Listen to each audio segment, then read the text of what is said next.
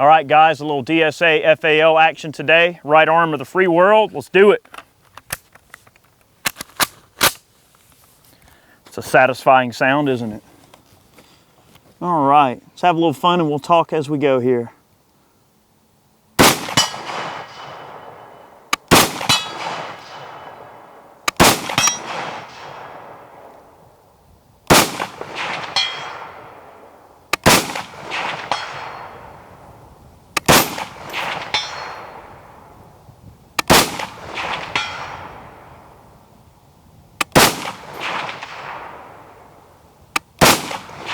Right over the top. Just left.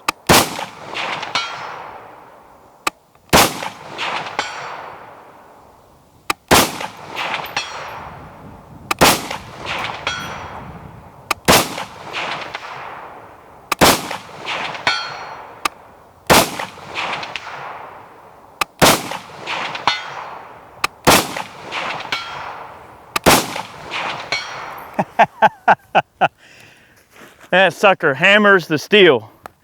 Guys, welcome back. This is Eric here with Iraq Veteran 8888. And today we got a really special rifle. This is the first FAL that we've shown off on the channel to my knowledge. I think, all right. And this is one of the officer grade DSA Israeli light barrel FALs, okay? Not to be confused with the heavy barrel variants. This is a light barrel variant, which is actually more rare than the heavy barrel variant. And like I said, this is the officer grade model, what they call it. And basically with that, what they wound up doing here is you've got a matte black Duracoat finish on the upper and lower, so it gets that kind of painted look just like the originals. The officer grade rifles have the choice furniture, which is a little bit nicer furniture package. And all of the furniture has like unique markings and things because there are surplus, parts kits that they use.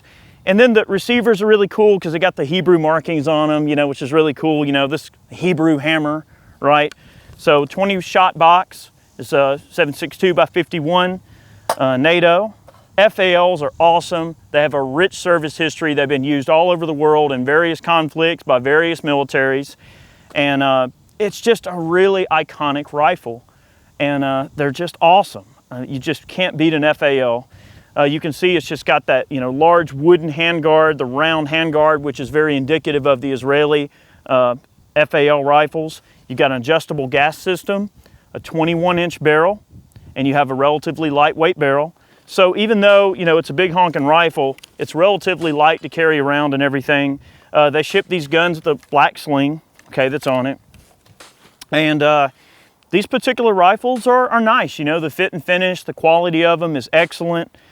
You cannot go wrong with an FAL in general, but DSA, they've really been known for making some of the best FALs out there and using a lot of original tooling and original plans and just doing a great job with them. One thing I wanted to mention, we did wind up having to get a couple of different front sight posts to experiment with. We were trying to get this rifle to zero at 100 yards, and DSA wound up sending us some replacement front sight posts. And we wound up finding one that worked out just right. Now, the front sight post can go down in there a pretty good ways, okay? We wound up having to take a little bit of material off to get it to get down in there really good and to zero really precise. And we've got it zeroed about like maybe 2 or 3 inches high at 100, and that puts it dead on at like 300 yards. And it's a battle rifle. These guns were always intended to be like a 2 or 3 minute gun with iron sights. It was always intended to be like a 300-yard battle rifle. And that is the distance that we're shooting this gun today, is at 300 yards. We shot a few shots there at 100 just for fun, but FALs are neat. They really feel like a really specific kind of collector's niche. They are kind of collectible. I mean, a lot of the early imports the real deal imports that came in the early days are very, very expensive and highly collectible. And a lot of people that have the original Israeli heavy barrel and light barrel rifles typically don't shoot them because, you don't want to ruin a really expensive collectible. So the cool thing that DSA has going on with this is that you can get into something that scratches the itch of having the genuine article, but without having to, ruin an original gun, an as imported gun. So really cool stuff. And DSA has some other neat rifles that they've come out with that are a little bit more modern. So if this kind of like old school thing isn't your trick that you want to come up with, they do have modern ones with like rail systems and folding stocks and all different kinds of hardware and additional railed forends. The officer grade model of this rifle ships with a black polymer furniture set as well, in case you don't want the wooden set. So pretty complete setup. I'm gonna reload my mag here and we'll shoot a little bit more and talk as we go. All right, we're gonna shoot this gun a little bit more and I'll discuss a few more of the features. One minor detractor from one of these classic style FALs is that because of the barrel weight, they do have to go with a 9/16 by 24 inch left-hand thread. So it's an odd thread pitch if you're wanting to suppress a rifle like this. Some of their other options are a little bit more suppressor friendly, but that's just something to know when you're dealing with a classic, especially with the light barrel, that they have limitations on what they can thread these. Kind of similar to the way we deal with like an M1A. M1As have an odd thread pattern because obviously the barrel's skinnier, so they have some limitations there on the way they can cut the threads. Another interesting fact about this rifle too is that you do have a forward assist. Okay, so the charging handle is set up to actually be a forward assist as well. So if you have a short shuck round or whatever, you can give it a little push and actually physically push the bolt forward a little bit, okay? FALs are set up, and this video can really serve as a service to somebody that's not familiar with FALs. I'll kind of go over some of the features of an FAL in general, okay? The receivers on them, if you look at the way these rifles are set up, and you start comparing them to like the FN49, and then you start looking at like the Scar Heavy, you start to see some similarities, right?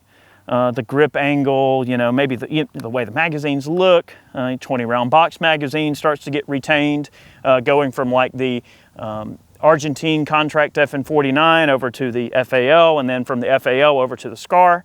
So that's a cool lineage to see. Your magazines are rock-in, okay? So you have to start them at a bit of an angle and rock them in. The magazine releases this lever right here. You just push it forward and they rock out. You have a bolt stop, okay? You have a non-reciprocating charging handle. That's a considerable feature on an FAL is the non-reciprocating handle, which a lot of people like, okay?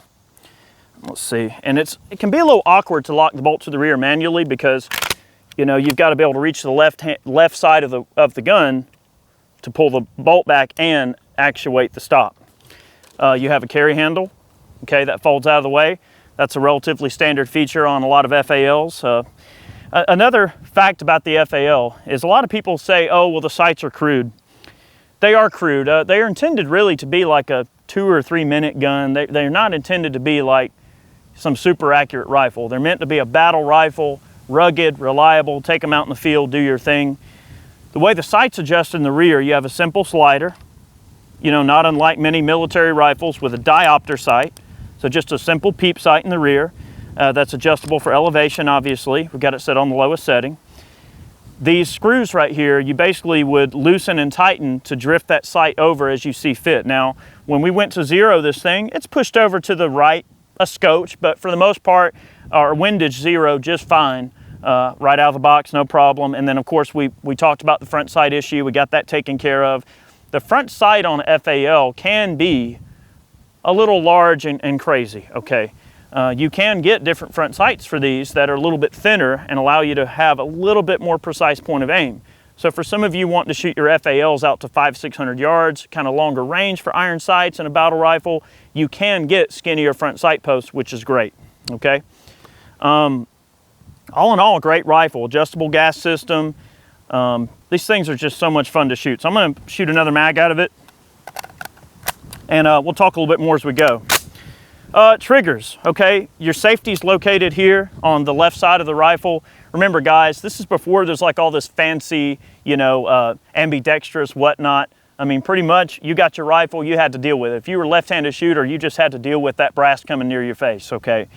So it is intended to be a right-handed shooter's rifle, and the safety is located on the left side, and you just have a simple safe and fire position, okay? Simple lever. And the Hebrew markings are really cool. You get the full function Israeli kind of factor going on with some of the cool markings and the Hebrew markings on the side of the rifle. Just a really cool classic FAL. let's have a little fun. The triggers on these are a little spongy. They're a little stiff. I mean, it's a battle rifle, guys. It is not a match grade trigger, and that's going to be indicative of most FALs. It's going to be a relatively stiff trigger with a relatively stiff break, a pretty stiff pull. I would say the trigger on this rifle is probably breaking around 9 or 10 pounds, which is pretty standard for a military rifle. All right, Chad. Yep, just a FYI, you're favoring slightly high end left at 300. Okay. So, there you go.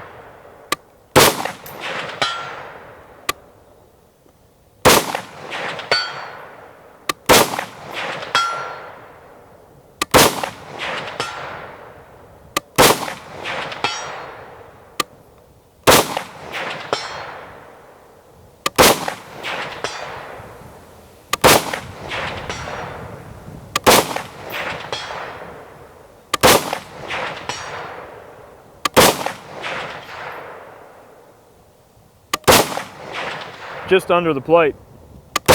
There you go.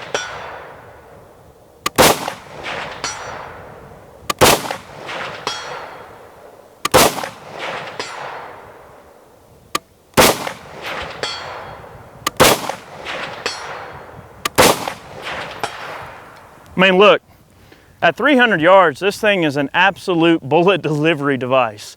Now, the thing is, we're not getting like stupid tiny groups, because the front sight post, even though I have the thinner front sight post, it literally obscures the entire rear bottom of the target.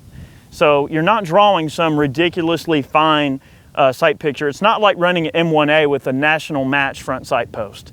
Now you get an M1A set up with a really skinny, tiny front sight post, you can actually shoot really precise groups with an M14 style rifle.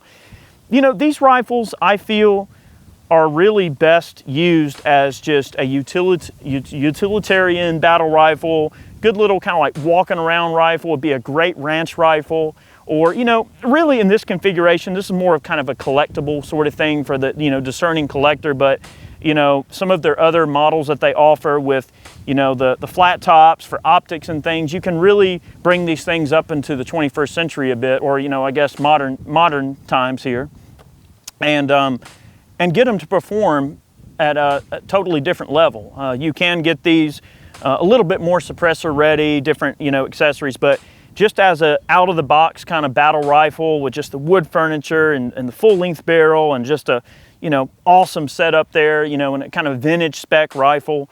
It really does kind of take you back in time a bit when you shoot these old rifles. Well, it's not an old rifle, it's a new old rifle, but when you get behind these, you know, military style rifles, it's a lot of fun to kind of put yourself in the shoes of somebody that would have been issued a rifle like this.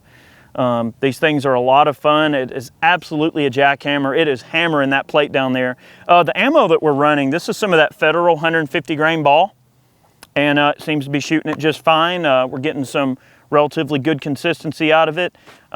This rifle, since we've had it, I mean, I know I fired a couple of mags here on film, but we've probably put about maybe 250, maybe 300 rounds through it since we've had it. So not a terribly high round count, but we've only had one malfunction, and we had a stovepipe. But that's it, just one stovepipe out of 300, and that could have just been the gas system being tuned down or whatever. But generally out of the box, the thing was pretty good to go. So what we'll probably do in a future video is we're going to get our hands on one of these with a rail system on it, so maybe we can run an optic. And hopefully, I know they have some models that are a little bit more suppressor friendly.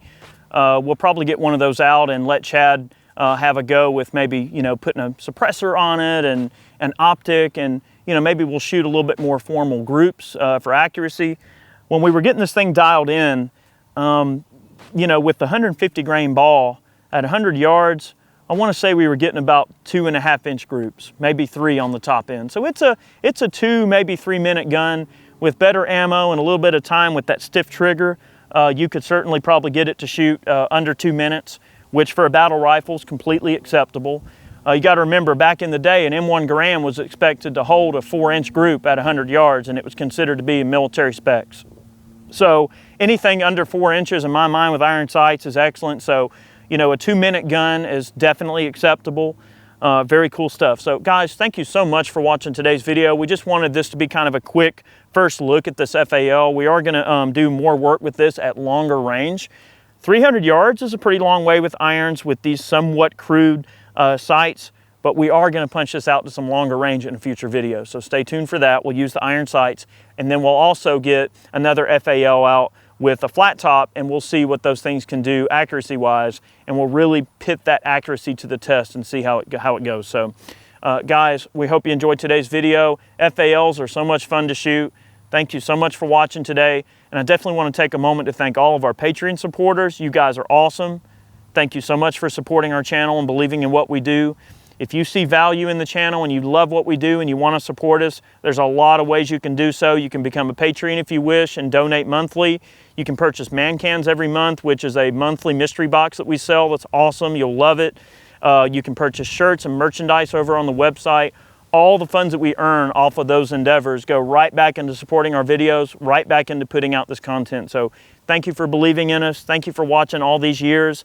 We're going on well over 10 years now that we've been operating as a channel. So thank you guys for believing in us and watching our content.